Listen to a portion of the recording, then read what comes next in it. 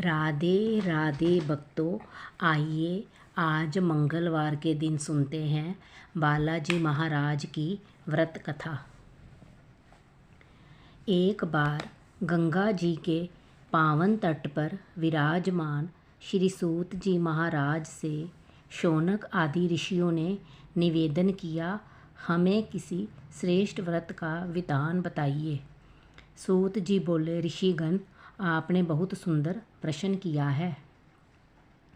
एक बार महर्षि वेद व्यास जी ने पृथापुत्र युधिष्ठिर को अत्यंत गुप्त संपत्तियों के निधि स्वरूप तथा नष्ट राज्य की प्राप्ति कराने वाला श्री बालाजी महाराज हनुमान जी का व्रत कहा था। उन्होंने बताया कि ये व्रत भगवान श्री कृष्ण जी ने द्रौपदी के लिए कहा था। द्रौपदी ने हनुमान व्रत का आरंभ किया और उससे संबंधित डोरा गले में बांध लिया। किसी समय अर्जुन ने उस डोरे को बंधा देखा तो बोले, ये व्यर्थ का डोरा क्यों बांधा है? द्रौपदी ने मधुर शब्दों में कहा, श्री कृष्ण के निर्देशानुसार मैं हनुमान व्रत करती हूँ, ये डोरा उसी का है। ये सुनकर अर्जुन क्रुद्ध हो गया और बोले, अरे वह बंदर तो हमारे रथ की ध्वजा पर निरंतर लटका रहता है, वह तुम्हें क्या दे सकता है? कृष्ण जी भी तो कपटी हैं, उन्होंने मजाक में ऐसा कह दिया होगा। अब तुम इस डोरे को तुरंत उतार फेंको। द्रौपदी को अर्जुन की बात माननी पड़ी। उसने उस डोरे को खोलकर उड़ान से सुरक्षित कर दिया। हे युधिष्ठिर, हनुमान जी के डोरे का परित्याग ही तुम्हारी विपत्ति का कारण है। उसी के फलस्वरूप तुम्हारा ऐश्वर्य सहसा नष्ट हो गया है। उस डोरे में 13 ग्रंथियां हैं, इसीलिए तुम्हें 13 वर्ष का वनवास भोगना पड़ा। यदि उस डोरे का परित्याग ना किया होता तो ये 13 वर्ष सुखपूर्वक ही व्यतीत होते। जब व्यास जी ये चर्चा कर रहे थे तब द्रौपदी भी वहाँ मौजूद थी। उसने स्वीकार किया कि भगवान श्री वेद व्यास जी का कथन सत्य है। व्यास जी पुनः बोले, हे युधिष्ठिर, यदि तुम इस व्रत कथा को सुनना चाहते हो तो ध्यानपूर्वक सुनो। जब सीता जी की खोज करते हुए भगवान श्री राम जी अपने अनुज सहित ऋषिमुख पर्वत पर पधारे तब उन्होंने वानर राज सुग्रीव के साथ हनुमान जी को भी देखा और तब हनुमान जी ने उनके साथ मित्रता स्थापित की और बोले, हे महाबाहु श्री रामचंद्र जी, मैं आपका कार्य करने को आतुर हूँ तथा आपका भक्त भी हूँ। पहले इंद्र ने मेरी हनु पर वज्र से प्रहार किया था, इसलिए पृथ्वी पर मैं हनुमान नाम से विख्यात हुआ।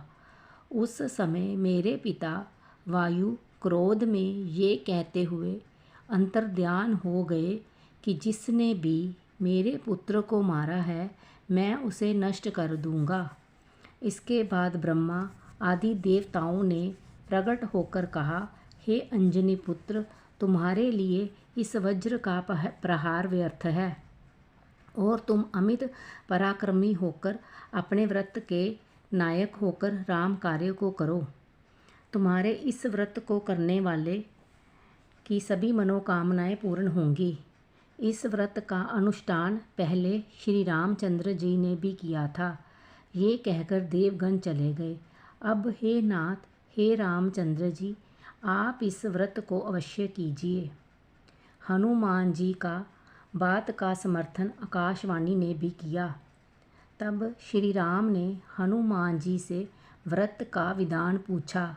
तब हनुमान जी बोले, जब मार्गशीर्ष मास के शुक्ल पक्ष में 13 घटी युक्त त्रयोदशी एवं अभिजीत नक्षत्र हो तब पीले डोरे में 13 गांठ लगाकर उसे कलश में रखे। फिर ओम नमो भगवते वायुनंदाय मंत्र से मेरा आवाहन तथा पीले चंदन, पीले पुष्प और अर्चनोचित सामग्री से मेरा पूजन करें। पूजन में ओमकार युक्त मंत्र द्वारा षडोपचार करने चाहिए। गेहूं के आटे के 13 मालपुए तांबूल एवं दक्षिणा ब्राह्मण को दे तथा भोजन भी कराए। ये 13 वर्ष पूरे होने तक नियम पूर्वक करे तथा 13 वर्ष बाद विधिवत उद्यापन करे। इस प्रकार हनुमान जी ने कहा। ये व्रत लक्ष्मण जी, विभीषण, सुग्रीव एवं श्री रामचंद्र जी ने भी किया था।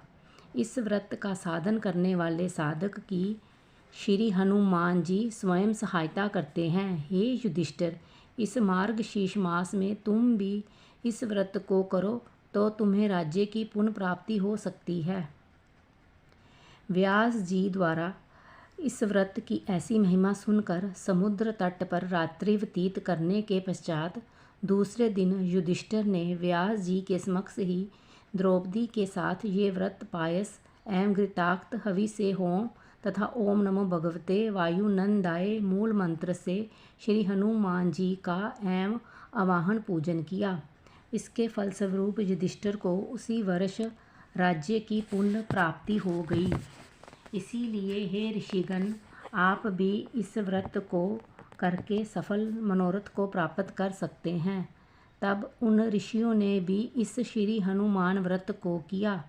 इस हनुमान व्रत संबंधी कल्प का पाठ करने, सुनने तथा सुनाने से सभी मनोरथ पूर्ण होते हैं।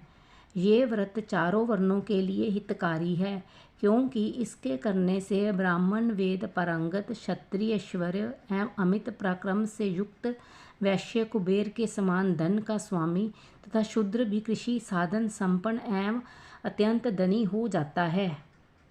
रोगी रोग मुक्त, पुत्रार्थी पुत्रवान, मोक्षार्थी मुक्त तथा धनार्थी धन संपन्न होता है।